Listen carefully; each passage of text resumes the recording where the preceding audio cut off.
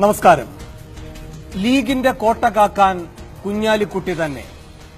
അതുകൊണ്ട് മലപ്പുറത്തിനായി മനക്കോട്ട കെട്ടേണ്ട സിപിഎമ്മും ബിജെപിയും കണ്ണിലുണ്ണിയായ കുഞ്ഞാപ്പ അഹമ്മദിന്റെ അനന്തരാവകാശിയാകും. ഭൂരിപക്ഷം കൂട്ടാനാകും കുഞ്ഞാലിക്കുട്ടിയുടെ കോപ്പ് കൂട്ടൽ.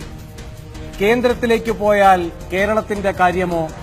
ഹൈദരലി തങ്ങൾ ഹിതമറിയിച്ചു. UPA-യുടെ ഭാഗമായാലും UDF-നെ കൈവിടരുത്. കുഞ്ഞാലിക്കുട്ടി അത് കൈനീട്ടി സ്വീകരിച്ചു. അവിടത്തെ പോലെ ഇവിടെയുമുണ്ടാകും കൊടപ്പനക്കുന്നിന്റെ കൂട്ടുകാരനായി. ലീഗിന്റെ അച്ചടക്കം ഒന്ന് വേറെ തന്നെ. ആര് മത്സരിക്കണം എന്നതിനെ ചൊല്ലി അകത്തളങ്ങളിൽ അസ്വാരസ്യമില്ല.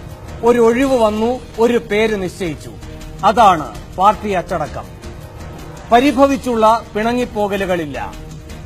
പടലപ്പിണക്കത്തിലൂടെ പാലം വലിക്കലുകളുമില്ല. പത്തരമാറ്റ് തിളക്കത്തോടെ നടന്നു മുസ്ലിം ലീഗിന്റെ സ്ഥാനാർത്ഥി പ്രഖ്യാപനം. കുഞ്ഞാലിക്കുട്ടി എന്തിനാണ് കേന്ദ്രത്തിലേക്ക് പോകുന്നത്? കൂടുമാറ്റം കാണുമ്പോൾ ആരായാലും അത്ഭുതം കൂറും. തലയെടുപ്പുള്ളൊരു നേതാവ് വേണം ലീഗിന്റേതായി തലസ്ഥാനത്ത്. അഹമ്മദിന്റെ അഭാവം അലട്ടരുത് ലീഗിനെ മേലിൽ. BJP-യാണ് നേരിടേണ്ട ഭീഷണി. ലീഗിനാകുന്നത് ലീഗ് ചെയ്യും. കൂട്ടത്തിൽ കരുത്തനെ വിട്ടുകൊടുത്തിട്ടാണെങ്കിൽ അങ്ങനെ. അതാണ് മതേതരത്വം.